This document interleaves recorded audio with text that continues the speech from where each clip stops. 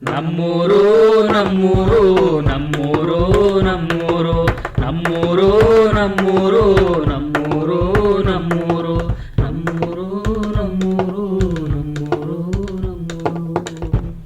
ಗ್ರಾಮಗಳ ಸಮಸ್ಯೆಗಳನ್ನು ಗುರುತಿಸಿ ಆ ಸಮಸ್ಯೆಗಳನ್ನು ಸುಧಾರಿಸುವುದರ ಜೊತೆಗೆ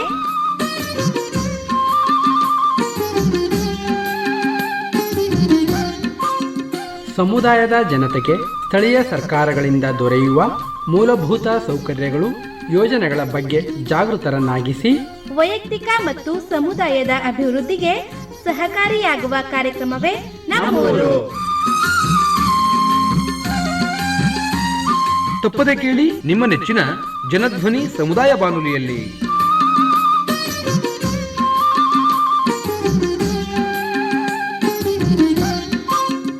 ಆತ್ಮೀಯ ಜನಧ್ವನಿ ಕೇಳುಗರಿಗೆಲ್ಲ ನಮಸ್ಕಾರ.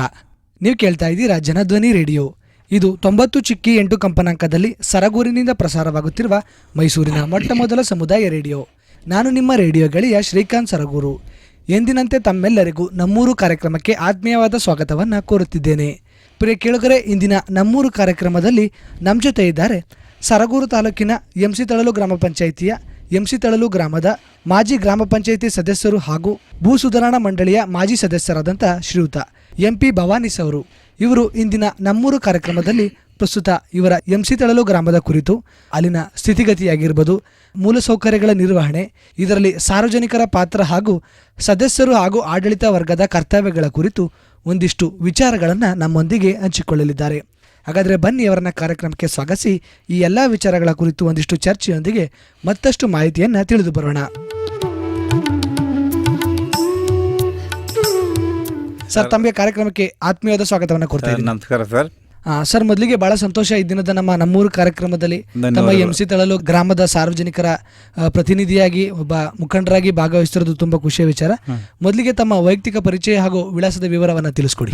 ಸರ್, ನಾನು ಎಂಪಿ ಭವಾನೀಶ್ ಅಂತೇಳಿ, ತಂದೆ ಹೆಸರು ಎಂ ಪುಟ್ಟಣ್ಣ ಅಂತ, ಮಾಜಿ ಚೇರ್ಮನ್. ನಾನು ಎಂಸಿ ತಳಲು ಗ್ರಾಮವಾಸಿ. ಸರ್, ಈಗ ತಾವು ಮಾಜಿ ಗ್ರಾಮ ಪಂಚಾಯಿತಿ ಸದಸ್ಯರು ಕೂಡ ಹೌದು, ಹಾಗೆಯೇ ಭೂ ಸುಧಾರಣಾ ಮಂಡಳಿಯ ಮಾಜಿ ಸದಸ್ಯರು ಕೂಡ ಹೌದು. ಯಾವ ಸಂದರ್ಭದಲ್ಲಿ ಈ ಸದಸ್ಯತ್ವವನ್ನು ತಾವು ನಿರ್ವಹಿಸಿದ್ರಿ, ಹೇಗಿತ್ತು ಆ ಟೈಮ್ನಲ್ಲಿ? ಸರ್, ನಮಗೆ 2003-4ರಲ್ಲಿ ನಾನು ಗ್ರಾಮ ಪಂಚಾಯತ್ ಸದಸ್ಯನಾಗಿದ್ದೆ. ಆವಾಗ ನಮ್ಮ ಪಂಚಾಯಿತಿಗೆ ಅಂಥ ದೊಡ್ಡ ಅನುದಾನಗಳು ಬರ್ತಾ ಇರಲಿಲ್ಲ. ಸಣ್ಣ ಪಣ್ಣ 10,000, 15,000, 20,000, 50,000 ಒಳಗೆ ಅನುದಾನಗಳು ಬರ್ತಾ ಇದ್ದ. ಆಗ ಏನಾದರೂ ಒಂದು 10 ಮೀಟ್ರು 15 ಮೀಟ್ರು ಚರಂಡಿ ಮಾಡೋದು, ಈ ಥರ ವ್ಯವಸ್ಥೆ ಎಲ್ಲ ಇತ್ತು.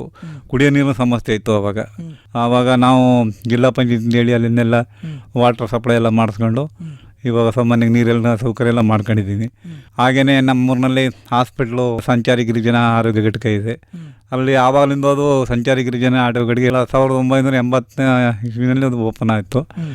ಆದ್ರೂ ಅದು ಇಲ್ಲಿವರೆಗೂ ನಮ್ಗೆ ಏನಾಗ್ಬಿಟ್ಟಿದೆ ಅದು ಅಂದರೆ ಗಿರಿಜನ ಘಟಕ ಆಗ್ಬಿಟ್ಟಿದೆ. ಸಂಚಾರಿ ಗಿರಿಜನ ಘಟಕ ಅದು ಆರೋಗ್ಯ ಪ್ರಾಥಮಿಕ ಘಟಕ ಆಗಬೇಕು. ಅದನ್ನು ನಾವು ಪ್ರಯತ್ನ ಮಾಡೋದು ಸರ್ಕಾರದ ಮಟ್ಟಕ್ಕೆ ಗಮನ ತಂದು ಎಲ್ಲಕ್ಕೂ ಗಮನ ತಂದರು. ಅದು ಇನ್ನೂ MLA ಗಮನ ತಂದರು, ಅದು ಏನೂ ಮಾಡಿಕೊಟ್ಟಿಲ್ಲ. ಅದೊಂದು ನಮ್ಗೆ ಆಗಬೇಕಾಗಿದೆ. ಅದರಲ್ಲಿ ನಾವು ಇವಾಗಲೇ ಎಲ್ಲರ ಗಮನಕ್ಕೂ ತಂದಿದ್ದೀನಿ. ಇನ್ನೂ ತರದ್ರ ಮೇಲೂ ಇದ್ದೀವಿ. ಒಂದೇನು. ಎರಡನೇದು, ನಮ್ಮಲ್ಲಿ ಒಂದು ನುಗು ನದಿ ಇದೆ. ಅಲ್ಲಿ ಬ್ಯಾಕ್ ವಾಟ್ರಲ್ಲಿ ನಾವು ವಾಸ ಇರೋದು. ಸುತ್ತಮುತ್ತ ನಮ್ಗೆ ಪರಿಸರ ಚೆನ್ನಾಗಿದೆ. ಕಾಡು ಮತ್ತು ನದಿ ನೀರುಗಳು, ಪ್ರಾಣಿಗಳು, ಆನೆಗಳು, ಕಾಡು ಪ್ರಾಣಿಗಳೆಲ್ಲ ಜಾಸ್ತಿ ಇದೆ. ಅದರಲ್ಲೂ ವ್ಯವಸಾಯ ಮಾಡ್ಕೊಂಡು ನಾವು ಹೋಗ್ತಾ ಇದ್ದೀವಿ. ವ್ಯವಸಾಯ ಮಾಡ್ಕೊಂಡು ಹೋಗ್ಬೇಕಾದ್ರೆ ನಮ್ಗೆ ಆನೆಗಳ ಫಸಲನ್ನು ತುಂಬ ನಷ್ಟ ಮಾಡ್ತಾ ಇದ್ದಾವೆ. ಆದ್ರೂ ಅದರಲ್ಲೇ ನಾವು ಬದುಕ್ತಾ ಇದ್ದೀವಿ. ಆದರೂ ಇಲಾಖೆಯವರು ಸ್ವಲ್ಪ ರೈಲು ಕಂಬಿ ಅದು ಇದು ಸ್ವಲ್ಪ ಸಣ್ಣ ಪುಟ್ಟ ಮಾಡ್ತಾಯಿದ್ರು ನಮ್ಗೆ ಅದು ಕಂಟ್ರೋಲಿಗೆ ಬರ್ತಾ ಇಲ್ಲ ಪ್ರಾಣಿಗಳದ್ದು. ಆದ್ದರಿಂದ ನಮ್ಗೆ ಇನ್ನೂ ಸೌಲಭ್ಯಗಳು ಬೇಕಾಗಿದೆ. ಅಲ್ಲಿ ಮೂಲಭೂತ ಸೌಲಭ್ಯಗಳು ಇನ್ನೂ ಬೇಕಾಗಿವೆ ನಮ್ಮೂರಿನಲ್ಲಿ. ಅಲ್ಲಿ ಏನಾಗಿದೆ ಅಂದರೆ, ಈಗ ಒಂದು ಏತ ನೀರಾವರಿ ಮಾಡಿದ್ದಾರೆ, ಕೆಳ ನೀರು ತುಂಬಿಸೋದು ಅಂತೇಳಿ. ಅದನ್ನು ಅರ್ಧಂಪರ್ಧ ಮಾಡಿಬಿಟ್ಟಿದ್ದಾರೆ. ಇನ್ನೂ ಏನು ಕ್ಲೀನಾಗಿ ಮಾಡಿಲ್ಲ. ಅದು ನಮ್ಮ ಊರ ಪಕ್ಕದಲ್ಲೇ ಒಂದು ನದಿ ಕಟ್ಬಿಟ್ಟು ಅದನ್ನು ಆ ನದಿ ನೀರು ಏನಾಗ್ಬಿಟ್ಟಿದೆ, ಒಂದು 10 ಅಡಿ ಒಂದು ಉಳ್ಗಟ್ಟ ರೀತಿ ಕಟ್ಬಿಟ್ಟು ಅಲ್ಲಿ ನೀರೆಲ್ಲ ಬಂದು ಸ್ಟಾಕ್ ಆಗಿ ಆ ನೀರೆಲ್ಲ ಕೊಳೆತು ನಮ್ಗೆ ಉಪಯೋಗ ಇಲ್ಲ, ಆ ಥರ ಆಗೋಗ್ಬಿಟ್ಟಿದೆ. ಹಿಂದೆಲ್ಲ ಚೆನ್ನಾಗಿರ್ತಿತ್ತು ನೀರು. ಅದೇ ನೀರು ಕುಡಿತಿದ್ರು ನಮ್ಮ ಜನ ಎಲ್ಲ, ದನಗಳೆಲ್ಲ ಅದೇ ನೀರು ಕುಡಿತಿದ್ರು. ಇವಾಗ ಅದು ಕುಡಿಯೋಕ್ಕೆ ಯೋಗ್ಯವಿಲ್ಲ, ಆ ಥರ ನೀರು ಆಗೋಗ್ಬಿಟ್ಟಿದೆ. ಹಾಗೆ ಕೆಲಸನೂ ಸರಿಯಾಗಿ ಪೂರೈಸಿಲ್ಲ ಅವರು, ಸಣ್ಣ ನೀರಾವರಿ ಇಲಾಖೆಯವರು. ಈ ಥರ ಎಲ್ಲ ಆಗಿದೆ. ಈಗಲೂ ಆಮೇಲೆ ನಮ್ಮ ಸುತ್ತಮುತ್ತಗಳೆಲ್ಲ ಆಡಿಗಳು ಜಾಸ್ತಿ. ಅದರಲ್ಲಿ ನಮ್ಗೆ ವಿವೇಕಾನಂದ ಯಾತ್ ಮೂಮೆಂಟ್ ಸುಮಾರು ಒಂದು 25-30 ವರ್ಷದಿಂದ ಸಾಕಾದಷ್ಟು ನಮ್ಮ ಆಡಿಗಳಿಗಾಗ್ಬೋದು, ನಮ್ಮ ಸಾರ್ವಜನಿಕರ ಜೀವನದಲ್ಲಿ ಆರೋಗ್ಯದಲ್ಲೇ ಆಗಲಿ ಪ್ರತಿಯೊಂದು ಗ್ರಾಮಕ್ಕೂ ಭೇಟಿ ಕೊಟ್ಟು ನಮ್ಮ ವಿವೇಕಾನಂದ ಆಸ್ಪತ್ರೆಯವರು ಎಲ್ಲ ಗ್ರಾಮಕ್ಕೂ ಭೇಟಿ ಕೊಡ್ತಾರೆ ಅವರು. ಆಡಿಗಳು ಎಲ್ಲೇ ಇರಲಿ ಹೋಗಿ ಭೇಟಿ ಕೊಟ್ಟು ನಮ್ಮ ಇತರ ಜನಗಳಿಗೂ ಸಹಕಾರ ಕೊಡ್ತಾಯಿದ್ದಾರೆ. ನಮ್ಮ ಸರಗೂರಿನಲ್ಲಿ ಅರ್ಧರಾತ್ರಿ ಬರಲಿ, ಎಷ್ಟೇ ರಾತ್ರಿ ಗಂಟೆ ಟೈಮ್ನಲ್ಲಿ ಬರಲಿ, 24 ಗಂಟೆ ಟೈಮು ಸೇವೆಯನ್ನು ಕೊಡ್ತಾ ಇದ್ದಾರೆ. ಅದೇ ರೀತಿ ನಮ್ಮ ಸರಗೂರಿನಲ್ಲಿ ಹಾಸ್ಪಿಟ್ಲ್ ಬಿಟ್ಟರೆ ಯಾವುದು ಗೌರ್ಮೆಂಟ್ ಹಾಸ್ಪಿಟ್ಲ್ ಇದೆ, ಇದ್ರೂ ಇಷ್ಟು ನಮ್ಗೆ ಸೌಕರ್ಯ ಸಿಗ್ತಾ ಇಲ್ಲ. ಅದರಿಂದ ಆ ಆಸ್ಪತ್ರೆ ಇಲ್ಲಿ ನಮ್ಮ ವಿವೇಕಾನಂದ ಸಂಸ್ಥೆಗೆ ನನ್ನ ಧನ್ಯವಾದಗಳನ್ನು ಸಲ್ಲಿಸ್ತೀನಿ. ಯಾಕಂದರೆ ಈ ತಾಲೂಕಿನಲ್ಲಿ ಅವ್ರದ್ದು ಭಾಳ ಹೆಸರು ಬಂತು. ಮೈಸೂರು ಜಿಲ್ಲೆಯಲ್ಲಾಗಲಿ ಇಡೀ ಕರ್ನಾಟಕದಲ್ಲಿ ನಮ್ಮ ವಿವೇಕಾನಂದ ಹೆಲ್ತ್ ಮೂವ್ಮೆಂಟ್ನವರು ಭಾರಿ ಹೆಸರು ತಂದಿದ್ದಾರೆ. ಅದ್ರ ಕೆಲಸನೂ ಹಂಗೆ ಮಾಡ್ತಾಯಿದ್ದಾರೆ. ಹೇಳ್ಕೊಳ್ಳೋಕೆ ಸಾಧ್ಯ, ಎಷ್ಟೇ ಧನ್ಯವಾದಗಳು ಹೇಳಿದ್ರು ಸಾಲ್ತಾ ಇಲ್ಲ. ದಯಮಾಡಿ ಇನ್ನೂ ಅದೇ ರೀತಿ ಮುಂದುವರಿಸ್ಕೊಂಡು ಹೋದರೆ ಇನ್ನೂ ಬಡ ಜನಗಳಿಗೆಲ್ಲ ಅನುಕೂಲ ಆಗುತ್ತೆ ಅಂತ ನಾನು ಕೇಳ್ಕೊತಾ ಇದ್ದೀನಿ. ಸರ್, ಹಾಗಿದ್ರೆ ತಮ್ಮ MC ತಳಲು ಗ್ರಾಮದ ಕುರಿತು ನೋಡೋದಾದ್ರೆ ಪ್ರಸ್ತುತ ತಮ್ಮ ಗ್ರಾಮದ ಅಂಕಿಅಂಶ ಮತ್ತು ಮಾಹಿತಿ ಕುರಿತು ಹಂಚ್ಕೊಳ್ಳಿ. ಈಗ ಸರ್, ನಮ್ಮ ಊರಿನಲ್ಲಿ 1,000 ಜನಸಂಖ್ಯೆ ಇದೆ. ಹಂಗಿದ್ದು ಅಲ್ಲಿ ನಮ್ಮ ಎಲ್ಲ ಜಾತಿನೂ ಅಲ್ಲಿ ವಾಸ ಮಾಡ್ತಾ ಇದ್ದೀನಿ. ನಮ್ಗೆ ಟ್ರೈಬಲ್ಸ್ ಆಗ್ಬೋದು, ಬೇರೆ ಯಾವುದೇ ಜನಾಂಗ ಆಗ್ಬೋದು, ಎಲ್ಲ ಬೆರಕಲ್ಲಿ ವಾಸ ಮಾಡ್ತಾ ಇದ್ದೀನಿ. ಹಂಗಿದ್ರು ಎಲ್ಲ ಅಭಿವೃದ್ಧಿನೂ ಕೆಲವು ಆಗವೆ, ಕೆಲವು ಇನ್ನೂ ಬೇಕಾದಷ್ಟು ಆಗೋದಿದೆ. ಈಗ ಕೆಲವು ನಮ್ಮ ಗ್ರಾಮಗಳಲ್ಲಿ ಬೀದಿಗಳಲ್ಲೂ CC ರಸ್ತೆ ಆಗಬೇಕು ಅಂತೆಲ್ಲ ಕೇಳ್ಕೊಂಡು ಅದು ಮಾಡೋಕ್ಕಾಗಿಲ್ಲ. NRG ದುಡ್ಡಿನಲ್ಲಿ ಮಾಡ್ತಾಯಿದ್ರು, ಅದನ್ನು ಈಗ ಕಟ್ ಮಾಡಿದರೆ ಮಾಡೋಕ್ಕಾಗಲ್ಲ ಅಂತ ಈಗಿನ ಪಂಚಾಯತಿಲಿ. ಈ ಥರ ಎಲ್ಲ ಕೆಲವು ಮೂಲಭೂತ ಸೌಕರ್ಯಗಳು ಇನ್ನೂ ಉಳಿದವೆ, ಇನ್ನೂ ಆಗಬೇಕಾಗಿದೆ. ಅದರಲ್ಲಿ ನಾವು ಎಲ್ಲ ಹೋರಾಟ ಮಾಡ್ತಾಯಿದ್ದೀವಿ, ಮಾಡಿಕೊಡಿ ಅಂತ. ಅದು NRG ದುಡ್ಡಿನಲ್ಲಿ ಈಗ ಅದನ್ನು ಮಾಡೋಕ್ಕಾಗಲ್ಲ ಅಂತ ಏನೋ ನಿಲ್ಲಿಸ್ಬಿಟ್ಟಿದ್ದಾರೆ. ಈ ಥರ ಎಲ್ಲ ಆಗಿದೆ. ಇನ್ನು ಮುಂದೆ ನಮ್ಗೆ CC ರಸ್ತೆಗಳಾಗಬೇಕು. ಆಮೇಲೆ ಕೆಲವು ರೋಡ್ಗಳಾಗಿಲ್ಲ. ಚಿಕ್ಕಬರ್ಗಿ ಕೊನ ಬಾರ್ಡು, ಅದು ಚಿಕ್ಕಬರ್ಗಿನ ಊರು, ಅಲ್ಲಿಗೆ ರಸ್ತೆ ಆಗಿಲ್ಲ. ಒಂದು 5-6 ಕಿಲೋಮೀಟ್ರ್ ರಸ್ತೆ 2 ವೈಕಲ್ಲು ಹೋಗೋಕ್ಕಾಗಲ್ಲ ಅಲ್ಲಿ, ಆ ರೀತಿ ರಸ್ತೆ ಆಗೋಗ್ಬಿಟ್ಟದ. ಅದೊಂದು ಆಗಬೇಕು. ಅದು MLA ಗಮನಕ್ಕೆ ತಂದಿದ್ದೀವಿ, MP ಗಮನಕ್ಕೂ ತಂದಿದ್ದೀವಿ, ಆ ಕೆಲಸಗಳಾಗಿಲ್ಲ. ಆಮೇಲೆ ಕೆಲವು ಬಸ್ಗಳು ನಮ್ಮ ಸರಗೂರಷ್ಟು ಬರೀ ಹೋಯ್ತಾವೆ. ಆ ಬಸ್ಗಳೆಲ್ಲ ನಮ್ಮೂರಿಗೆ ಹಾಕ್ಬಿಡಿ, ಅಲ್ಲಿ ಗ್ರಾಮ ಪಂಚಾಯತಿ ಹಾಸ್ಪಿಟಲ್ ಅದ ಅಂತ ಅದೊಂದು ಸಮಸ್ಯೆ ಗಮನಕ್ಕೆ ತಂದು ಅದು ಇನ್ನೂ ಆಗಿಲ್ಲ. ಈ ಥರ ಎಲ್ಲ ಕೆಲವು ಸಮಸ್ಯೆಗಳಿದ್ದಾವೆ ಇನ್ನೂ. ಸರ್, ಹಾಗೇನೆ ತಮ್ಮ MC ತಳಲು ಗ್ರಾಮದಲ್ಲಿ ಸಾರ್ವಜನಿಕರಿಗೆ ಏನಾದರೂ ನೈಸರ್ಗಿಕವಾಗಿ ಸಂಪನ್ಮೂಲಗಳು ಬಳಕೆಗೆ ಸಿಗ್ತಾ ಇದ್ದಾವ? ಸಿಗ್ತಾವೆ ಸರ್. ಈಗ ಸಂಪನ್ಮೂಲ ಅಂದರೆ ನಾವಲ್ಲಿ ಆನೆಗಳ ಅವಳಿ ಜಾಸ್ತಿ ಇರೋದ್ರಿಂದ ಟೊಬಾಕೋ ನಾವು ಬೆಳೀತಾ ಇರೋದು. ಈಗ ರೈತರು ಹತ್ತಿ ಬೆಳೀತಾ ಇದ್ರು, ಹತ್ತಿನೂ ಈಗ ಆನ ಹಂದಿ ಜಾಸ್ತಿ ಆಗಿರೋದ್ರಿಂದ ಈ ಕೆಲವರು ಎಲ್ಲ ಶುಂಠಿ, ಈ ಕೇರಳದವ್ರು ಬಂದು ಶುಂಠಿ ವ್ಯವಸಾಯ ಮಾಡ್ತಾರೆ, ಅದು ಹಂದಿ ಆನೆಯನ್ನು ತಿಂತಾ ಇಲ್ಲ, ಟೊಬಾಕೋ ತಿಂತಾ ಇಲ್ಲ. ಇದು ಇಷ್ಟೇ ಜಾಸ್ತಿ ಬೆಳೆಯಬೇಕಾಗದ ನಮ್ಗೆ ಮೂಲ ಸಂಪನ್ಮೂಲ ಅಂದರೆ. ಇನ್ನೇನು ಜಾಸ್ತಿ ನಮ್ಗೆ ಅಲ್ಲಿ ಯಾವುದೇ ಕಾರ್ಖಾನೆ ಆಗಲಿ ಯಾವುದೂ ಇರಲ್ಲ. ನಮ್ಗೆ ನುಗು ನದಿ ಬೀರೋ ಡ್ಯಾಮ್ ಇದ್ರೂ ಕೂಡ ಅದು ಸೌಲಭ್ಯ ನಮಗಿಲ್ಲ. ನಂಜನಗೂಡು ತಾಲೂಕು ಗದ್ದೆಗಳಿಗೆ ನೀರು ಹೋಗ್ತದೆ, ಅದು ನಮ್ಮೂರಿನಲ್ಲೇ ಹೋಗೋದು, ಅದು ನದಿ. ಹೌದು, ಅದು ನಮಗೇನು ಸೌಲಭ್ಯ ಇಲ್ಲ. ಅದು ಈ ರೀತಿಯಾಗಿ ಅಲ್ಲಿಗೆ ಹೋಯ್ತದೆ. ಕೆರೆ ಕಟ್ಟೆಗಳವ, ಕೆರೆ ಕಟ್ಟೆಗಳಿಗೆ ನೀರಿಲ್ಲ. ಮಳೆ ಕಮ್ಮಿ ಆಗ್ಬಿಟ್ಟು ಕೆಲವು ಕೆರೆಗಳಲ್ಲಿ ನೀರಿಲ್ಲ. ಈ ಥರ ಆಗದ. ಅದರಿಂದ ಇನ್ನು ಮುಂದೆ ಕೆಲವು ಮೂಲಭೂತ ಸೌಕರ್ಯಗಳು ಆಗಬೇಕಾಗದ. ಅದನ್ನು ಸರ್ಕಾರ ಗಮನಕ್ಕೆ ತಂದೀವಿ. ನಾವು ಪಂಚಾಯತಿ, ಜಿಲ್ಲಾ ಪಂಚಾಯತಿ ಎಲ್ಲ ಕಡೆನೂ ಗಮನಕ್ಕೆ ತಂದಿದ್ದೀನಿ. ಆಮೇಲೆ ನಮ್ಗೆ ಆಸ್ಪತ್ರೆ ಪ್ರಾಥಮಿಕ ಆರೋಗ್ಯ ಘಟಕ ಆಗಬೇಕು ಅಂತೇಳಿ ಅದನ್ನು ಸಾಮಾನ್ಯವಾಗಿ MLA MP ಎಲ್ರಿಗೂ ಗಮನಕ್ಕೆ ತಂದಿದ್ದೀವಿ. ಇನ್ನೂ ಆಗಿಲ್ಲ ಅದನ್ನು. ಸರ್, ತಮ್ಮ MC ತಳಲು ಗ್ರಾಮ ಪಂಚಾಯತಿ ಕೇಂದ್ರವೂ ಹೌದು. ಕೇಂದ್ರ ಅಲ್ಲಿ ಪಂಚಾಯತ್ ವ್ಯಾಪ್ತಿನಲ್ಲಿ ಆಗಿರ್ಬೋದು ಅಥವಾ ತಮ್ಮ ಗ್ರಾಮದ ಸಾರ್ವಜನಿಕರಿಗಾಗಿರ್ಬೋದು ಶೈಕ್ಷಣಿಕ ಸೇವೆ ಆಗಿರ್ಬೋದು, ಆರೋಗ್ಯ ಸೇವೆ ಆಗಿರ್ಬೋದು, ಪ್ರಸ್ತುತ ಹೇಗೆ ಸಿಗ್ತಾ ಇದೆ? ಈಗ ಸ್ವಲ್ಪ ಆರೋಗ್ಯ ಸ್ವಲ್ಪ ಕಮ್ಮಿನೇ ಅಲ್ಲಿ. ನಮ್ಗೆ ತಕ್ಷಣ ಸಿಕ್ಕಬೇಕಾದ್ರೆ ನಾವು ಸರಗೂರಿಗೆ ಬರಬೇಕು, ಡೈರೆಕ್ಟ್ ಬರಬೇಕು ವಿವೇಕಾನಂದ ಹಾಸ್ಪಿಟ್ಲ್. ಬೇರೆ ಎಲ್ಲೂ ಇಲ್ಲ. ಕೋಟೆಗೆ ಹೋಗ್ಬೇಕು 40 ಕಿಲೋಮೀಟ್ರ್ ಆಗುತ್ತೆ. ನಮ್ಗೆ ವಿವೇಕಾನಂದ ಹಾಸ್ಪಿಟ್ಲ್ 20 ಕಿಲೋಮೀಟ್ರು. ನಾವು ಅಲ್ಲಿಗೆ ಬರೋದು ಜಾಸ್ತಿ. ನಮ್ಮ ಏರಿಯಾದ ಜನ ಎಲ್ಲ ಅಲ್ಲಿ ಆರೋಗ್ಯ ರಕ್ಷಣೆ ಪಡಬೇಕು ಅಂದ್ರೆ ಅಲ್ಲಿಗೆ ಬರಬೇಕು, ಬೇರೆ ಕಡೆ ಎಲ್ಲೂ ಹೋಗೋಕ್ಕಾಯ್ತಾ ಇಲ್ಲ. ನಮ್ಮಲ್ಲಿ ಹಾಸ್ಪಿಟ್ಲ್ ಇದ್ದು ಕೂಡ ಅವರು ಗಿರಿಜನ ಘಟಕ, ನಾವೇನು ಮಾಡೋಕ್ಕಾಗಲ್ಲ. ಇಲ್ಲಿ ಆಡಿಗಳಿಗೆ ಹೋಗ್ತೀವಿ, ಆಡಿ ನೋಡ್ಬಿಟ್ಟು ಹೊಂಟೋಗ್ತೀವಿ ಅಂತ ಹೇಳ್ತಾರೆ ಅವರು. ಅದಕ್ಕೆ ಪ್ರಾಥಮಿಕ ಆರೋಗ್ಯ ಘಟಕ ಬೇಕು ಅಂತ ಕೇಳ್ಕೊತಾ ಇದ್ದೀವಿ. ಅದು ಇನ್ನೂ ಆಗಿಲ್ಲ. ಈಗ ಸದ್ಯಕ್ಕೆ ನಮ್ಗೆ ಇಮಿಡಿಯೇಟ್ ನಮ್ಗೆ ಆರೋಗ್ಯ ಬೇಕು ಅಂದ್ರೆ ನಾವು ವಿವೇಕಾನಂದ ಹಾಸ್ಪಿಟ್ಲೇ ಬರ್ತಾ ಇರೋದು. ಶಿಕ್ಷಣ ಸೇವೆ ನಮ್ಗೆ ಹೈಸ್ಕೂಲ್ ಇದೆ. ನಾವು ಈಗ ಇದನ್ನು ಪದವಿ ಪೂರ್ವ ಕಾಲೇಜ್ ಕೇಳಿದ್ದೀವಿ, ಇನ್ನೂ ಕೊಟ್ಟಿಲ್ಲ. ಈಗ ತಕ್ಷಣಕ್ಕೆ ನಮ್ಗೆ ಈಗ ಸದ್ಯಕ್ಕೆ SLC ವರ್ಗ ಮಕ್ಕಳಿಗೆ ವಿದ್ಯಾಭ್ಯಾಸ ನಡೀತದ. ಇನ್ನು ಪ್ರೈಮರಿ ಅವೆಲ್ಲ ಇದ್ದಾವೆ. ಈ ಥರ ಎಲ್ಲ ಆಗದ. ನಮಗೊಂದು ಬ್ಯಾಂಕ್ ಬೇಕಾಗದ. ಸುತ್ತಮುತ್ತ ಅಲ್ಲಿ ನಮ್ಗೆ ಸಂಘ ಸಂಸ್ಥೆಗಳು ಜಾಸ್ತಿ. ಎಡೆಯಾಲ ಹೋಗ್ಬೇಕು, ಬಂದರು ಮಟಗೇರಿ. ಈಗ ನಮ್ಮಲ್ಲಿ ಎಡೆಯಾಲ ಮಟಗೇರಿನಲ್ಲಿ ಗಂಟೆ ನಿಂತ್ಕೋಬೇಕು ಜನ, ಅಂಥ ರಸ್ ಇದೆ. ಈಗ ನಮ್ಮ MC ತಳ ಗ್ರಾಮ ಪಂಚಾಯತಿ ಎಲ್ಲ ಸೌಲಭ್ಯವೂ ಇರೋದ್ರಿಂದ ಒಂದು ನಮ್ಗೆ ಇದು ಬೇಕಾಗಿದೆ. ಯಾವುದೋ ಬ್ಯಾಂಕು, ಕಾವೇರಿ ಗ್ರಾಮೀಣ ಬ್ಯಾಂಕ್ ಯಾವುದೋ ಒಂದು ಬ್ಯಾಂಕ್ ಮಾಡಿಕೊಟ್ರೆ ಇನ್ನೂ ಒಳ್ಳೆಯದು. ಅದನ್ನು ಅವ್ರನ್ನ ಸಮಸ್ಯೆಯವ್ರ ಗಮನಕ್ಕೆ ತರಬೇಕು ಅಂತ ಬಯಸ್ತೀವಿ. ಸರ್, ಹಾಗಿದ್ರೆ ಒಂದು ಗ್ರಾಮ ಅಭಿವೃದ್ಧಿ ಆಗಬೇಕು ಅಂದರೆ ಅಲ್ಲಿನ ಸಾರ್ವಜನಿಕರು ಒಂದು ಅಭಿವೃದ್ಧಿಯನ್ನು ಕಾಣಬೇಕು ಅಂದರೆ ಅವರ ಆರೋಗ್ಯ ಸ್ಥಿತಿಯನ್ನು ಅವಲಂಬಿಸಿರುತ್ತೆ. ಆರೋಗ್ಯ ಉತ್ತಮವಾಗಿರಬೇಕು ಅಂದರೆ ಆ ಗ್ರಾಮದ ಸ್ವಚ್ಛತೆ ಆಗಿರ್ಬೋದು, ನೈರ್ಮಲ್ಯ ಆಗಿರ್ಬೇಕು, ಉತ್ತಮವಾಗಿ ನಿರ್ವಹಣೆ ಆಗಬೇಕು. ತಮ್ಮ ಎಂಸಿ ತಳೂರು ಗ್ರಾಮದಲ್ಲಿ ಸ್ವಚ್ಛತೆ ಆಗಿರ್ಬೋದು, ನೈರ್ಮಲ್ಯ ನಿರ್ವಹಣೆ, ಅದರಲ್ಲಿ ಕಸ ವಿಲೇವಾರಿ ಇದೆಲ್ಲ ಹೇಗೆ ಜರುಗ್ತಾ ಇದೆ ಸರ್? ಸರ್, ಪಂಚಾಯತಿ ಕಡೆಯಿಂದ ಮಾಡ್ತಾ ಇದ್ದಾರೆ, ಮಾಡಿದ್ರು ಪೂರ್ಣ ಮಾಡೋಕ್ಕಾಗ್ತಾ ಇಲ್ಲ. ಯಾಕಂದ್ರೆ ಬರೋ ಅನುದಾನ ಅವರು ಸಾಲ್ತಾ ಇಲ್ಲ. ಕೆಲವು ನೀರಿಗೆ ಹಾಕ್ಬೇಕು, ಕೆಲವು ಈಗ ಒಂದು ವರ್ಷದಿಂದ ಸ್ವಲ್ಪ ಅನುದಾನಗಳು ಬರೋದು ಕಮ್ಮಿ. ಅವರು ನೀರಿಗೆ ಜಾಸ್ತಿ ಅನುದಾನ ಆಗ್ತದ. ಅದರಿಂದ ಕೆಲವು ಈ ಸ್ವಚ್ಛತೆ ಬಗ್ಗೆ ಅದಕ್ಕೆ ಸಾಲ್ತಾ ಇಲ್ಲ ಹಣ. ಸರ್ಕಾರಿ ಹಣ ಜಾಸ್ತಿ ಕೊಟ್ಟರೆ ಅವರು ಮಾಡ್ತಾರೆ, ಪಂಚಾಯತಿ ಅವ್ರದ್ದು ಏನು ತೊಂದರೆ ಇಲ್ಲ, ಮಾಡ್ತಾರೆ. ಈಗ ಸದ್ಯಕ್ಕೆ ಸಾಮಾನ್ಯವಾಗಿ ಸಣ್ಣ ಪಣ್ಣ ಚರಂಡಿಗಳು ಕ್ಲೀನ್ ಮಾಡ್ಕೊಂಡು ಹೋಗ್ತಾ ಇದ್ದಾರೆ. ಕೆಲವು ಶೌಚಾಲಯಗಳು ಎಲ್ಲ ಮನೆಗಳಿಗೂ ಮಾಡಿದ್ದಾರೆ, ಇನ್ನೂ ಮಾಡಿಕೊಡ್ತಾವ್ರ. ಅದು ಜನ ಮಾಡಿಸ್ಕೋಬೇಕಾಗದ, ಈ ಥರ ಎಲ್ಲ ಆಗದ. ಕಸ ವಿಲೇವಾರಿ ಮಾಡಲಿಕ್ಕೆ ಡಬ್ಬಿಗಳನ್ನ ವಿತರಿಸಿ ಕಸ ವಿಲೇವಾರಿ ಮಾಡೋಕ್ಕೆ ಡಬ್ಬಿಗಳು ಕೊಟ್ಟಿದ್ದಾರೆ, ಒಂದು ವೆಹಿಕಲ್ನು ಕೊಟ್ಟಿದ್ದಾರೆ.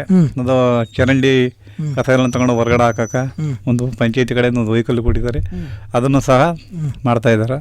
ಅಷ್ಟೆಲ್ಲ ಆಗದ. ನಮ್ಗೆ ಕುಡಿಯೋ ನೀರು ಏನಾಗದಂದ್ರೆ ಒಂದು ಟ್ಯಾಂಕ್ ಇರೋದು ಒಂದೇ ಟ್ಯಾಂಕು. ಅದು ಸುಮಾರು ಒಂದು 30-35 ವರ್ಷ 40 ವರ್ಷ ಆಯ್ತು ಅದು ಟ್ಯಾಂಕ್ ನಿರ್ಮಾಣ ಮಾಡಿ. ಈಗ ಅದು ಸಾಲ್ತಾ ಇಲ್ಲ ನಮ್ಗೆ. ಅದು ಜಿಲ್ಲಾ ಪಂಚಾಯತಿಗೆ ನಾವು ಪಂಚಾಯತಿ ಕಡೆಯಿಂದ ಒಂದು ಅರ್ಜಿ ಕೊಡಿ ಅಂತ ಹೇಳಿದ್ವಿ, ಕೊಟ್ಟು ಇನ್ನೊಂದು ಟ್ಯಾಂಕ್ ನಮಗೆ ಮಾಡಿಸ್ಕೊಡ್ಬೇಕಾಗದ, ಅದು ಆಗ್ಬೇಕಾಗದ. ಇಷ್ಟು ಇನ್ನೂ ಕೆಲವು ಕೆಲಸಗಳು ಆಗ್ಬೇಕಾಗದ. ನೀರು ಸಾಲ್ತಾ ಇಲ್ಲ ಈಗ ನಮ್ಗೆ. ಈಗ ನೀರಿನ ಲಭ್ಯತೆ ಸ್ವಲ್ಪ ಕಡಿಮೆ ಇದೆ ಅಂತ ಹೇಳಿದ್ರಿ. ಜಲ್ ಜೀವನ್ ಮಿಷನ್ ಯೋಜನೆ ತಮ್ಮ ಗ್ರಾಮದಲ್ಲಿ ಅಳವಡಿಕೆ ಆಗಿದೆ, ಪ್ರತಿ ಮನೆಗೂ ನಡೀತದೆ. ಅದು ಜಲ್ ಜೀವನ ಪೈಪ್ ಲೈನ್ ಎಲ್ಲ ಮಾಡ್ತಾ ಇದ್ದಾರೆ, ಬೋರ್ಗಳಾಗಿಲ್ಲ. ಅವರು ಜಲನಯನ ಆ ಸಂಸ್ಥೆಯವರು ಪೈಪ್ ಲೈನ್ ಮಾಡ್ತಾ ಇದ್ದಾರೆ ಹೊರತು ಬೋರ್ ಹಾಕಿ ಎಕ್ಸ್ಟ್ರಾ ಆ ಬೋರ್ನಿಂದ ನೀರು ಕೊಟ್ಟು ಅಲ್ಲ ಟ್ಯಾಂಕ್ ಕಟ್ಟು ನೀರು ಕೊಡೋ ಅಂತ ಏನು ಮಾಡ್ತಾ ಇಲ್ಲ. ಅವರು ಬರೀ ಪೈಪ್ ಲೈನ್ ಮಾಡ್ಕೊಂಡು ಹೋಗ್ತಾ ಇದಾರೆ ಇರೋ ಟ್ಯಾಂಕ್ಗೆ. ಹಂಗಾಗ್ಬಿಡೋದು, ಇರೋ ಟ್ಯಾಂಕ್ಗೆ ಮಾಡ್ಕೊಂಡ್ರೆ ನೀರು ಸಾಲ್ತಾ ಇಲ್ಲ, ಆ ಥರ ಆಗೋಗ್ಬಿಡುತ್ತೆ. ಜಲ್ ಜೀವನ್ ಮಿಷನಲ್ಲಿ ಅವರು ಪೈಪ್ ಲೈನು, ನಲ್ಲಿ, ಅದೇನೋ ಮೀಟ್ರು ಇಷ್ಟು ಇಡ್ತಾ ಇದ್ದಾರೆ ಹೊರತು ನೀರನ್ನ ಅದನ್ನು ಬೋರ್ ಹೊಡೆದು ಇಲ್ಲ ಇನ್ನೊಂದು ಟ್ಯಾಂಕ್ ಮಾಡ್ಯೋ ಸಪ್ರೇಟಾಗಿ ನೀರು ಕೊಡ್ತಾ ಇಲ್ಲ. ಅವರು ಇರೋ ಬೋರ್ಗೆ ಇರೋ ಟ್ಯಾಂಕ್ಗೆ ಅವನ್ನ ಅಳವಡಿಸ್ಕೊಡ್ತಾರೆ. ಅದು ಅಷ್ಟೇ ಪ್ರಯೋಜನ, ಅದ್ರಲ್ಲಿ ಏನು ಪ್ರಯೋಜನ ನಾನು ಅದಕ್ಕೆ ಪ್ರಯೋಜನ ಅಂತ ನಾನು ಕೇಳ್ಕೊತೀನಿ. ಯಾಕಂದರೆ ಮಾಮೂಲಿ ಲೈನ್ ಇದ್ದದು, ಮಾಮೂಲಿ ಪೈಪ್ ಲೈನಲ್ಲೇ ಇತ್ತು, ಅದೇ ಲೈನ್ ಓಡ್ತಾ ಇತ್ತು. ಈಗ ನೀರು ಕೊಡ್ತೀವಿ ಅಂತ ಅವ್ರು ಹೇಳ್ತಾ ಇದ್ದಾರೆ, ನೀರು ಕೊಟ್ಟಿಲ್ಲ, ಅವರು ಬರೀ ಪೈಪ್ ಲೈನ್ ಕೊಡ್ತಾ ಇದ್ದಾರೆ ಅಷ್ಟೇ. ಇನ್ನೂ ಹೆಚ್ಚಿನದಾಗಿ ಅವ್ರು ಕಾರ್ಯಗತ ಮಾಡ್ಬೇಕು ಅಂದ್ರೆ ಹೊಸದಾಗಿ ಬೇರೆ ಒಂದು ಬೋರ್ಗಳು ಹಾಕಿ ಒಂದು ಟ್ಯಾಂಕ್, ವಾಟರ್ ಟ್ಯಾಂಕ್ ಕಟ್ಟಿ ಓವರ್ ಟ್ಯಾಂಕ್ ಮಾಡಿ ಅದರಿಂದ ಕೊಟ್ರೆ ಅಲ್ಲಿಗೆ ನೀರು ಕೊಟ್ಟು ಅಂತ ಅರ್ಥ. ಅದು ಇರೋ ಟ್ಯಾಂಕ್ಗೆ ಕೊಡಕ ಪೈಪ್ ಲೈನ್ ಮಾಡಿದಾರೆ, ಅದ್ರಲ್ಲಿ ಏನು ಪ್ರಯೋಜನ ಕಾಣ್ತಾ ಇಲ್ಲ. ಇದ್ರ ಕುರಿತು ಸದಸ್ಯರಾಗಿರ್ಬೋದು ಅಥವಾ ಅಧಿಕಾರಿಗಳ ಜೊತೆ ಮಾತಾಡಿದ್ದೀನಿ ಕಂಟ್ರಾಕ್ಟರ್ ಜೊತೆ ಮಾತಾಡಿದ್ದೀನಿ, ಇಂಜಿನಿಯರ್ ಹತ್ರ ಮಾತಾಡಿದ್ದೀನಿ. ಇದ್ರಲ್ಲಿ ಏನು ಪ್ರಯೋಜನ ಈ ಥರ ಮಾಡ್ತಿರಲ್ಲ, ಬೇರೆ ಒಂದು ಬೋರ್ ಹಾಕಿ ಎಕ್ಸ್ಟ್ರಾ ನೀವೇ ಒಂದು ಟ್ಯಾಂಕ್ ನಿರ್ಮಾಣ ಮಾಡಿ ಕೊಟ್ರೆ ಅದರಲ್ಲಿ ಪ್ರಯೋಜನ ಆಯ್ತದೆ. ಈಗ ಇರೋ ಪೈಪ್ ಲೈನ್ ಕಿತ್ ಬಿಸಾಕ್ಬಿಟ್ಟು ಪೈಪ್ ಲೈನ್ ಮಾಡ್ತಾ ಇದಾರೆ ಹೊರತು ಇನ್ನು ಟ್ಯಾಂಕ್ ಮಾಡೋದೇ ಆಗಲಿ, ಹೊಸದಾಗಿ ಬೋರ್ ಹಾಕೋದೇ ಆಗಲಿ, ನೀರು ಕೊಡೋದು ಅದೇನಿಲ್ಲ. ಇದು ಅದೇನಂತ ಅನಾವಶ್ಯಕ, ಅದರಲ್ಲಿ ಏನಂತ ಪ್ರಯೋಜನ ಕಾಣ್ತಾ ಇಲ್ಲ ನಮ್ಮ ಅನುಭವ. ಈ ಥರ ಆಗದೆ. ಅಂದ್ರೆ ಹೊಸದಾಗಿ ಪೈಪ್ ಲೈನ್ ಮಾಡಿ ಒಂದು ಟ್ಯಾಂಕಿಂದ ಅದಕ್ಕೆ ಕಟ್ಟಿದ್ರೆ ಅದು ಹೊಸದಾಗಿ ಸೆಂಟ್ರಲ್ ಗೌರ್ಮೆಂಟ್ ನೀರು ಕೊಟ್ಟಂಗೆ ಆಗ್ತಿತ್ತು. ಅದು ಈ ತರ ಅದು ವ್ಯವಸ್ಥೆ ಮಾಡಿರೋದು ಅವರು. ಈಗ ಮನೆಗೆ ಗಂಗೆ ಅಂದ್ರೆ ಮೊದಲೇ ಮನೆ ಗಂಗೆ ನಡತಾ ಇತ್ತು. ಈಗ ಅಲ್ಲಿ ಓವರ್ ಟ್ಯಾಂಕ್ ಮಾಡಿ ಜಿಲ್ಲಾ ಪಂಚಾಯತಿಂದ ನಮ್ಮ ರಾಜ್ಯ ಸರ್ಕಾರನೇ ಕೊಡ್ತಾ ಇತ್ತು. ಈಗ ಸೆಂಟ್ರಲ್ ಗೌರ್ಮೆಂಟ್ ಏನು ಮನೆಗೆ ಗಂಗೆ ಕೊಡ್ತೀವಿ ಅಂತ ಹೇಳಿದಾರೆ, ನಿಜ. ಅದು ಓವರ್ ಟ್ಯಾಂಕ್ ಕಟ್ಟಿಲ್ಲ, ಅಲ್ಲ ಬೋರ್ ಮಾಡಿಲ್ಲ, ಇರೋ ನೀರಿಗೆ ಅದೇ ಟ್ಯಾಂಕ್ ಕಲೆಕ್ಷನ್ ಕೊಡ್ತಾ ಇದಾರೆ. ಆ ನೀರು ಸಾಲ್ತಾ ಇಲ್ಲ ಈಗ. ಈ ತರ ವ್ಯವಸ್ಥೆ ಆಗೋದು. ಇದನ್ನ ಸರಿ ಮಾಡಿಸೋ ನಿಟ್ಟಿನಲ್ಲಿ ಮುಂದೆ ಏನಾದ್ರು ಕ್ರಮ ತಗೋಬೇಕು ಅನ್ಕೊಂಡಿದ್ರ? ತಗೋಬಹುದು. ಅದನ್ನ ಜನ ಹೋರಾಟ ಮಾಡೋದು ಏನೋ ಮಾಡ್ಬೋದು. MLA MP ಅವರೆಲ್ಲ ಸೇರಿ ಎಕ್ಸ್ಟ್ರಾ ಒಂದು ಬೋರ್ ಹಾಕಿ ನೀವು ಸೆಂಟ್ರಲ್ ಗೌರ್ಮೆಂಟ್ ಇಂದ ಅಂತ ಅಥವಾ ಇವರೇ ಒಂದು ಮಾಡ್ತೀವೋ. ಈಗ ನಮ್ದು 1000 ಜನಸಂಖ್ಯೆ ಇಂದ 600 ಜನಸಂಖ್ಯೆ ಇತ್ತು, ಒಂದು ಓವರ್ ಟ್ಯಾಂಕ್ ಮಾಡಿದ್ರು. ಈಗ 1000 ಜನಸಂಖ್ಯೆ ಮೇಲದ, ನೀರು ಸಾಲ್ತಾ ಇಲ್ಲ. ಈ ತರ ಪರಿಸ್ಥಿತಿ ಆಗದ. ಹಾಗಿದ್ರೆ ನರೇಗಾ ಯೋಜನೆ ಅಡಿಯಲ್ಲಿ ಕೆಲಸ ಕಾರ್ಯಗಳು ಹೇಗೆ ಜರುಗ್ತಾ ಇದೆ ಗ್ರಾಮದಲ್ಲಿ? ಸರ್, ನರೇಂದ್ರ ಯೋಜನೆಯಲ್ಲಿ ಕೆಲವು ಕೆಲಸಗಳು ನಡೀತಾ ಇದ್ದ. ಈಗ ಬೀದಿನ ನಾವೇ ಮಾಡ್ಕೊತಾ ಇದ್ನು, NRGನಲ್ಲಿ CC ರಸ್ತೆ ಮಾಡ್ಕೊತಾ ಇದ್ನು, ಡ್ರೈನೇಜ್ ಮಾಡ್ಕೊತಾ ಇದ್ನು ಎಲ್ಲ. ಈಗ ಅವ್ರು ಏನು ಮಾಡಿದ್ದಾರೆ, ಅದು ಮಾಡಕ್ಕೆ ಕೊಡು ಅಂತ ಕಟ್ ಮಾಡಿದ್ದಾರೆ. ಈ ನೀರ್ಗಾವಲಿ ಮಾಡಿ ರೈತರು ಜಮೀನುಗಳಲ್ಲಿ, ಆಮೇಲೆ ಓಡೆತ್ತಿ ಕೆರೆ ಓಡೆತ್ತದು, ಆಮೇಲೆ ದನ್ನು ಕೊಟ್ಟಿಗೆ ಮಾಡ್ಕೊಳ್ಳೋದು, ಕೆಲವು ಇಂಥ ಸಣ್ಣ ಪುಟ್ಟ ನರೇಂದ್ರ ಯೋಜನೆ ಮಾಡ್ಕೋಬೋದು. ಇದು ಅವ್ರ ಜಮೀನುಗಳೇ ಕೃಷಿ ಹೊಂಡ ಮಾಡ್ಕೊಳ್ಳೋದು, ಇವೆಲ್ಲ ಮಾಡ್ಕೊಳ್ಳೋದು ಮಾಡ್ತಾ ಇದ್ದಾರೆ. ಏನಿಲ್ಲ, ನಡೀತಾ ಇದ್ದಾವೆ. ಅದು ಹಣ ಬರೋದು ನಿಧಾನ. ಸ್ವಲ್ಪ ಅದು ಲೇಬರ್ಸ್ಗಳು ಸ್ವಲ್ಪ ಬಂದು ಕೆಲಸ ಮಾಡೋದು ಕಷ್ಟನೇ. ಅವರು ಈಗೆಲ್ಲ ಶುಂಠಿ ಅವ್ರು ಬಂದ್ಬಿಟ್ಟಿದ್ದಾರೆ, 400 ರೂಪಾಯಿ 500 ರೂಪಾಯಿ ಕೂಲಿ ಕೊಡ್ತಾರೆ. ಈ ಸರ್ಕಾರ ಕೂಲಿಗೆ ಅವ್ರು ಬರೋದೇ ಇಲ್ಲ, 390 ಬರೋದೇ ಇಲ್ಲ. ಈಗ ಅವರು ಪೇಮೆಂಟ್ ಆಗೋದು ನಿಧಾನ. ಈಗ ನಮ್ಗೆ ಜನಕ್ಕೆ ಶುಂಠಿಯವರೇ ಬಂದ್ಬಿಟ್ಟಿದಾರ. ಈ ಶುಂಠಿ ಕೆಲಸ 500 ರೂಪಾಯಿ ಕೊಡ್ತಾರೆ ಹೆಣ್ಣಾಳಿಗೆ, ಗಂಡಾಳಿಗೂ 600-700 ರೂಪಾಯಿ ಕೊಡ್ತಾರೆ. ಯಾರು NRGಗೆ ಬರ್ತಾ ಇಲ್ಲ. ಈ ಥರ ಎಲ್ಲ ನಡೀತದೆ.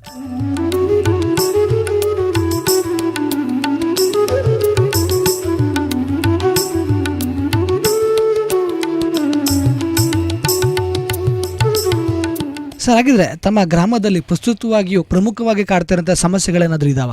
ಪ್ರಮುಖ ಕಾಣ್ತವೆ ನಮ್ಗೆ ಹೇಳಿದ ನೀರಿನ ಸಮಸ್ಯೆ ಒಂದು.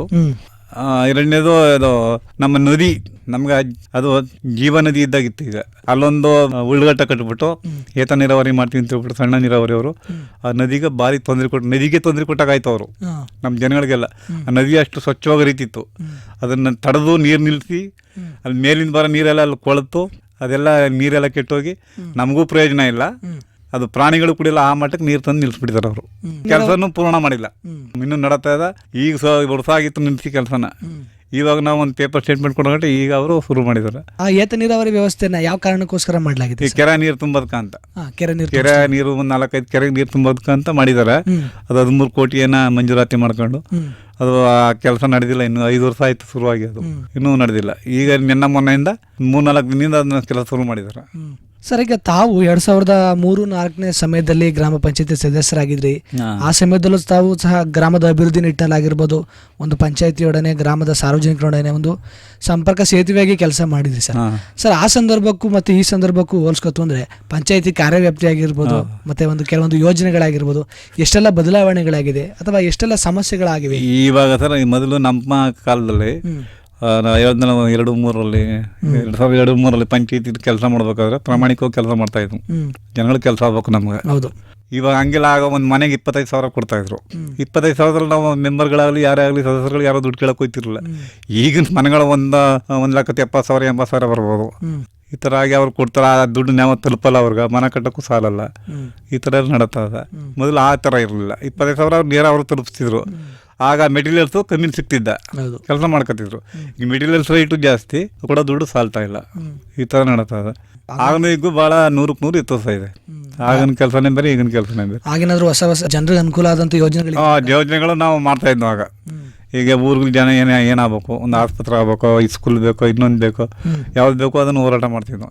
ಈಗಲೂ ಏನು ತರನೇ ಕೆಲ್ಸಗಳಲ್ವಲ್ಲ, ಅವೆಲ್ಲ ಏನಿಲ್ಲ. ಈಗ ಪಂಚಾಯತಿ ಮೆಂಬರ್ ಆಗ್ಬೇಕು ಅಷ್ಟೇ, ಅಧ್ಯಕ್ಷರಾಗಬೇಕು ಆಗ್ಬೇಕು. ಹೌದು. ಈಗ ಪಂಚಾಯತಿಗೆ ಒಂದು ಗ್ರಾಮಕ್ಕೆ ಸೇವಾ ಸೌಲಭ್ಯಗಳು ಬಂದಂಥ ಸಂದರ್ಭದಲ್ಲಿ ಅಥವಾ ಅಭಿವೃದ್ಧಿ ಕೆಲಸ ಕಾರ್ಯಗಳಾಗಿರ್ಬೋದು, ಕಾಮಗಾರಿಗಳು ಮಾಡುವಂಥ ಸಂದರ್ಭದಲ್ಲಿ, ಈ ಗ್ರಾಮ ಸಭೆ ಮತ್ತು ವಾರ್ಡ್ ಸಭೆ ನಡೆದಂಥ ಸಂದರ್ಭದಲ್ಲಿ ತಮ್ಮ MC ಗ್ರಾಮದ ಸಾರ್ವಜನಿಕರು ಆ ಸಭೆಗಳಲ್ಲಿ ಭಾಗವಹಿಸೋದಾಗಿರ್ಬೋದು, ತಮ್ಮ ಕುಂದುಕೊರತೆಗಳನ್ನು ಹೇಳ್ಕೊಳ್ಳೋದಾಗಿರ್ಬೋದು, ಇದರಲ್ಲೆಲ್ಲ ಭಾಗವಹಿಸ್ತಾ ಬರ್ತಾರೆ. ಬಂದ್ರೂ ಅನುದಾನಗಳು ಸಾಲ್ತಾ ಇಲ್ಲ.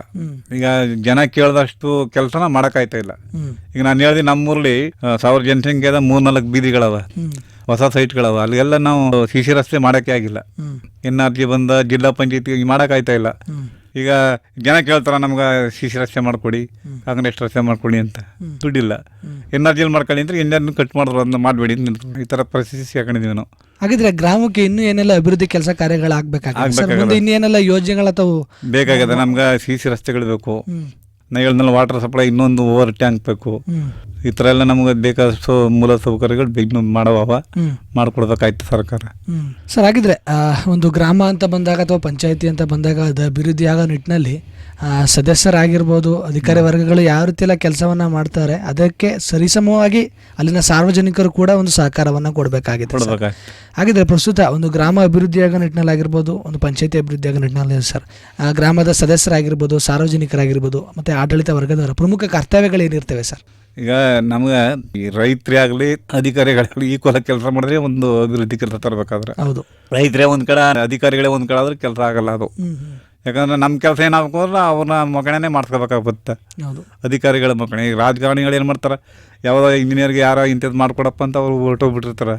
ಅದನ್ನ ನಿರ್ವಹಣೆ ಮಾಡಿಸೋರು ನಾವು ಸಾರ್ವಜನಿಕರು.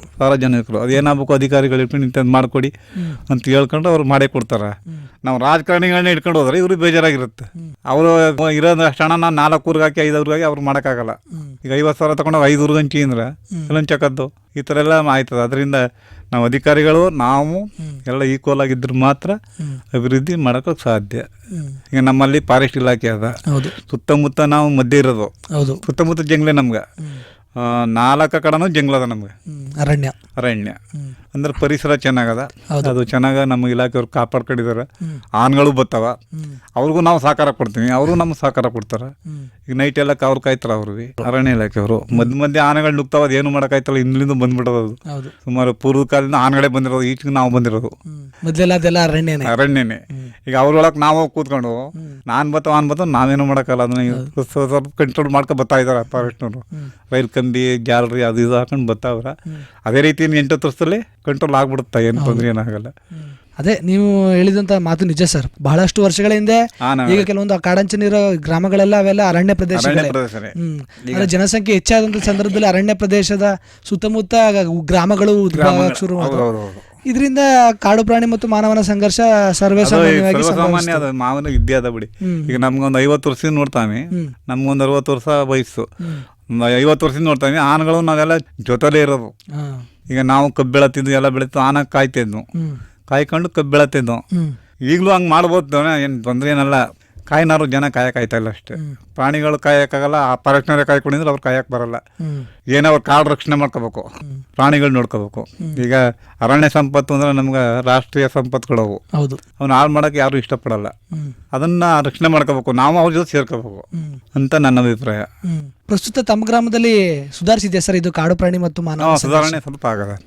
ಒಂದು 60% ಸ್ವಲ್ಪ ಸುಧಾರಣೆ ಆಗದ. ಮೊದಲು ಗುಂಪೆ ಬಂದ್ಬಿಡ್ತಿದ ಆನ, ಇವಾಗ ಎಲ್ಲ 1, 2, 3 ಇಂಚ್ ತಿರ್ಗಾಡ್ತಾವ. ಅದು ಮಾಮೂಲಿ ಎಲ್ಲ ಕಡೆ ತಿರ್ಗಾಡ್ತಾವ ಬಿಡಿ. ಅದನ್ನ ಈಗ ಮಂಗಳೂರು ಸೈಡ್ ಆಗ್ಬೋದು, ಹಾಸನ ಎಲ್ಲ ಕಡೆ ತಿರ್ಗಾಡ್ತಾವು. ಅದು 1, 2 ತಪ್ಸಕ್ ಆಗಲ್ಲ. ಅವರು ಯಾವ ಕಡೆ ಬಂದೇ ಬಿಡ್ತಾವೆ. ಹಂದಿಗಳ ಕಾಡು ಜಾಸ್ತಿ. ಅದು ಏನೇ ಸಮಸ್ಯೆ ಆದ್ರೂ ನಿಮ್ಮ ಮತ್ತು ಅರಣ್ಯ ಇಲಾಖೆಯ ಪರಸ್ಪರ ಸಹಕಾರ ಏನೇ ಸಮಸ್ಯೆ ಆದ್ರೂ ಬಗೆಹರಿಸ್ಕೊಳ್ತಾರೆ. ಬೆಳಿಗ್ಗೆ ಹೇಳ್ತಂದ್ರೆ ಅವ್ರು ನಾವು ನೋಡ್ಬೇಕು, ನಾವು ನಮ್ಮನ್ನ ಅವ್ರು ನೋಡ್ಬೇಕು. ಹೌದು, ಇಲಾಖೆಯವರು. ಇನ್ನು ಬೇರೆ ಬಿಟ್ರೆ ಬೇರೆ ಅಧಿಕಾರಿಗಳು ಎಲ್ಲ ದೂರದಲ್ಲಿ ಇರ್ತಾರೆ ಬಿಡಿ. ಬೆಳಿಗ್ಗೆ ಸಿಕ್ಕಂದ್ರೆ ಅರಣ್ಯ ಇಲಾಖೆಯವರು ನಮ್ಗೆ ಸಿಗೋರು. ಎಶೆಪ್ ಆಗ್ಬೋದು, ರೇಂಜ್ ಆಫೀಸರ್ ಆಗ್ಬೋದು, ಫಾರೆಸ್ಟರ್ ಆಗ್ಬೋದು, ಅಥವಾ ನಾವು ಅವರು ಸಿಕ್ಕದಾಗ್ಬೋದು. ಅವ್ರ ಕಷ್ಟ ಸುಖ ನಮ್ಗೆ ಹೇಳ್ಕೊತಾರೆ, ನಮ್ಮ ಕಷ್ಟ ಸುಖ ಅವ್ರಿಗೆ ಹೇಳ್ಕೊಲೇಬೇಕು. ಈ ಥರ ಆಗದ. ಈಗ ಸದ್ಯಕ್ಕೆ ಪರಿಹಾರ ಕೊಡ್ತಾರ. ಅದರಲ್ಲಿ ನಾವು ಏನು ಮಾಡಿದೀವಿ, ಪರಿಹಾರ ಅಂತ ಏನು ನೀವು ಕೊಡೋದು ಬೇಡಿ, ಅದನ್ನ ನಷ್ಟ ಅಂತ ಮರ್ಸ್ಕೊಡಿ. ಪರಿಹಾರ ಅಂತ ಏನು ಬರಲ್ಲ. ಈಗ ಒಂದಷ್ಟು ರಾಗಿ ಇದ್ರೆ 1,000 2,000 ಕೊಟ್ಬಿಡ್ತಾರ. ಅದೇನೆಲ್ಲ ಲೆಕ್ಕಕ್ಕೆ ಬರಲ್ಲ. ಅದು ನಷ್ಟ ಅಂತ ಕೊಡ್ಬೇಕು. ಅವರು ನಷ್ಟವನ್ನ ಬರ್ಸಿದ್ರೆ ರೈತರಿಗೆ ಒಂದು ಅನುಕೂಲ ಆಯ್ತು. ಬಹಳ ಸಂತೋಷ. ಉತ್ತಮವಾದ ವಿಚಾರಗಳನ್ನು ನಮ್ಮ ಕಾರ್ಯಕ್ರಮದಲ್ಲಿ ನಮ್ಮ ಜೊತೆ ಹಂಚ್ಕೊಳ್ತಾ ಬಂದ್ರಿ. ಈಗ ಕಾರ್ಯಕ್ರಮದ ಕೊನೆಯದಾಗಿ ತಮ್ಮ ಮಾತುಗಳನ್ನ ಕೇಳ್ತಿರೋಂಥ ನಮ್ಮ ಜನಧ್ವನಿ ಕೇಳುಗರಿಗೆ ಆಗಿರ್ಬೋದು, ತಾಲೂಕಿನ ಜನತೆಗೆ ಏನಾದರೂ ಸಂದೇಶವನ್ನು ಹೇಳೋದಕ್ಕೆ ಇಷ್ಟಪಡ್ತೀರಾ ಸರ್? ನಮ್ಮ ತಾಲೂಕಿನ ಜನ, ನಮ್ಮ ಸರಗೂರು ತಾಲೂಕಿನ ಜನ ನಾವು ಪುಣ್ಯವಂತರು ಅಂತ ನಾವು ಹೇಳ್ಬೇಕಾಯ್ತು. ಈಗ ಯಾಕಂದರೆ ಈಗ ನಮ್ಗೆ 2-3 ನದಿ ಇದ್ದಾವೆ ಇಲ್ಲಿ. ಬೀಚ್ನಳ್ಳಿ ನಮ್ಗೆ ಕಬಿನಿ ಡ್ಯಾಮ್ ಇರ್ಬೋದು, ನಮ್ಮ ನುಗ್ಗು ಡ್ಯಾಮ್ ಇರ್ಬೋದು. ಎಲ್ಲ ಸೌಕರ್ಯವೂ ಇಲ್ಲದೆ. ಒಂದು ಪರಿಸರನೂ ಚೆನ್ನಾಗಿದೆ, ಅರಣ್ಯ ಪರಿಸರ ಒಂದು. ಎರಡನೇದು, ನಾನು ಸಾಮಾನ್ಯವಾಗಿ 30-35 ವರ್ಷದಿಂದ ನಾನು ನಮ್ಮ ಈ ಸೇವಾ ಪಡ್ಕೊತಾ ಇದ್ದೀನಿ. ವಿವೇಕಾನಂದ ಎತ್ ಮೂಮೆಂಟ್ ನಮ್ಮ ಆಸ್ಪತ್ರೆಯವರು. ಇದು ಬರೀ ಆಸ್ಪತ್ರೆಗೆಲ್ಲ ಅವರು ಬೇರೆ ಬೇರೆ ಕೆಲಸನೂ ಸ್ಟ್ರೈಪಲ್ಸ್ಗಳಿಗಾಗ್ಬೋದು, ಅವ್ರಿಗೆ ಶೌಚಾಲಯಗಳಾಗ್ಬೋದು, ಬೇರೆ ಬೇರೆ ಥರ ಮಾಡ್ಕೊಟ್ಟಿದ್ದಾರೆ. ನಾವು ನೋಡಿದ್ವಿ ಅದನ್ನು. ಸರ್ಕಾರ ಮಾಡೋ ಅಂಥ ಕೆಲಸನೇ ಇವರು ಬಡ ಜನಗಳಿಗೆ ಮಾಡಿಕೊಡ್ತಾ ಇದ್ದಾರೆ. ಅದ್ರಲ್ಲಿ ನಾವು ಎಷ್ಟೇ ಧನ್ಯವಾದಗಳು ಹೇಳಿದ್ರು ಅವ್ರಿಗೆ ಸಾಲಲ್ಲ ಅಂತ ನಾನು ಕೇಳ್ಕೊತೀನಿ. ಅದರಿಂದ ನಮ್ಮ ಜನಕ್ಕೆ ಒಳ್ಳೆ ಕೆಲಸ ನಡೀತಾ ಅದ. ಈಗ ಸರಗೂರು ತಾಲೂಕಿನಲ್ಲಿ ಇಂಥದ್ದೊಂದು ಹಾಸ್ಪಿಟ್ಲ್ ನಮ್ಗೆ ಅದ ಅಂದ್ರೆ ನಾವು ಪುಣ್ಯವಂತರು ಅಂತ ನಾನು ಹೇಳ್ಕೊತೀನಿ. ಯಾಕಂದ್ರೆ ಸರ್ಕಾರದ ಈಗ ಅಲ್ಲಿ ಜನರಲ್ ಹಾಸ್ಪಿಟ್ಲ್ ಇದೆ, ಅಲ್ಲಿ ಕೋಟೆಯಲ್ಲಿ ಜನರಲ್ ಹಾಸ್ಪಿಟ್ಲ್ ಇದ್ರೆ ಅದು ಸರ್ಕಾರ ಆದ ಮೊದಲು ಅವ್ರು ಎಲ್ಲೂ ತಾನೇ ಪೂರೈಸೋಕ್ಕಾಗತ್ತೋ ಡಾಕ್ಟ್ರುಗಳ. ಇವರು ಒಳ್ಳೊಳ್ಳೆ ಡಾಕ್ಟರ್ ಕರೆಸ್ತಾರೆ, ಒಳ್ಳೊಳ್ಳೆ ಸ್ಟೇಟ್ಮೆಂಟ್ ಕೊಡ್ತಾರೆ. ಇಲ್ಲಿಂದ ಎಷ್ಟೋ ಜನ ರೋಗಿಗಳು ಚೆನ್ನಾಗಿ ಗುಣವಾಗಿ ಬಂದಿದ್ದಾರೆ, ನಮ್ಮ ಕೇಳಿರೋದು ನೋಡಿರೋದು.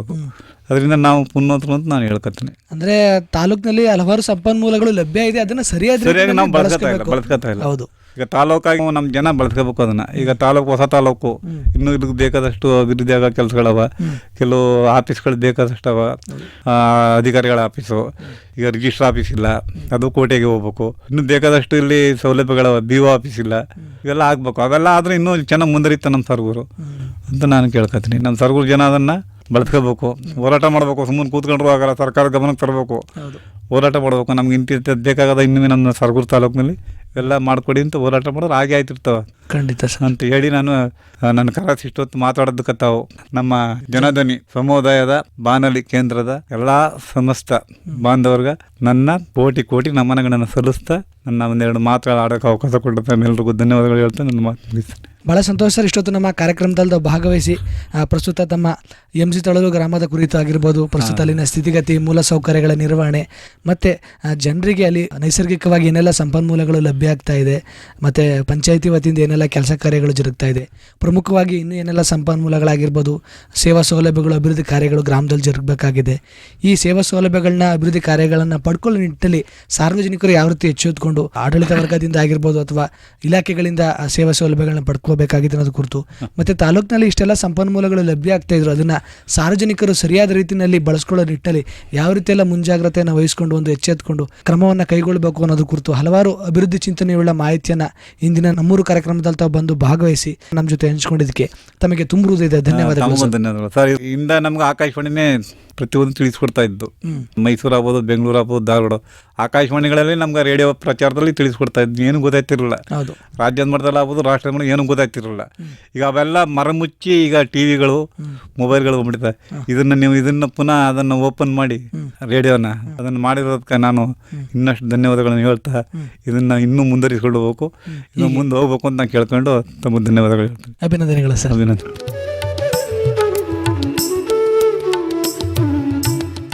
ಪ್ರಿಯ ಕೇಳುಗರೆ, ಇದುವರೆಗೂ ನೀವು ಕೇಳ್ತಾ ಇದ್ರಿ ನಮ್ಮೂರು ಕಾರ್ಯಕ್ರಮದಲ್ಲಿ ನಮ್ಮ ಸರಗೂರು ತಾಲೂಕಿನ MC ತಳಲು ಗ್ರಾಮ ಪಂಚಾಯಿತಿಯ MC ತಳಲು ಗ್ರಾಮದ ಮಾಜಿ ಗ್ರಾಮ ಪಂಚಾಯಿತಿ ಸದಸ್ಯರು ಹಾಗೂ ಭೂ ಸುಧಾರಣಾ ಮಂಡಳಿಯ ಮಾಜಿ ಸದಸ್ಯರಾದ ಶ್ರೀಯುತ MP ಭವಾನೀಸ್ ರವರ ಜೊತೆಗಿನ ಸಂದರ್ಶನ ಕಾರ್ಯಕ್ರಮವನ್ನು ಕೇಳ್ತಾ ಇದ್ರಿ.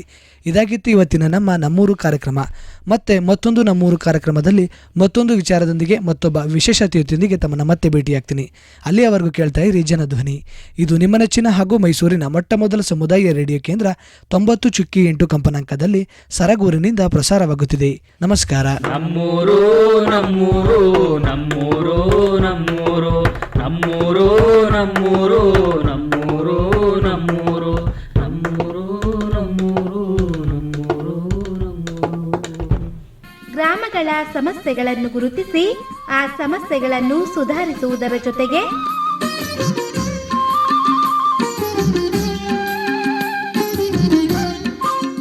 ಸಮುದಾಯದ ಜನತೆಗೆ ಸ್ಥಳೀಯ ಸರ್ಕಾರಗಳಿಂದ ದೊರೆಯುವ ಮೂಲಭೂತ ಸೌಕರ್ಯಗಳು, ಯೋಜನೆಗಳ ಬಗ್ಗೆ ಜಾಗೃತರನ್ನಾಗಿಸಿ ವೈಯಕ್ತಿಕ ಮತ್ತು ಸಮುದಾಯದ ಅಭಿವೃದ್ಧಿಗೆ ಸಹಕಾರಿಯಾಗುವ ಕಾರ್ಯಕ್ರಮವೇ ನಮ್ಮೂರು. ತಪ್ಪದೆ ಕೇಳಿ ನಿಮ್ಮ ನೆಚ್ಚಿನ ಜನಧ್ವನಿ ಸಮುದಾಯ ಬಾನುಲಿಯಲ್ಲಿ.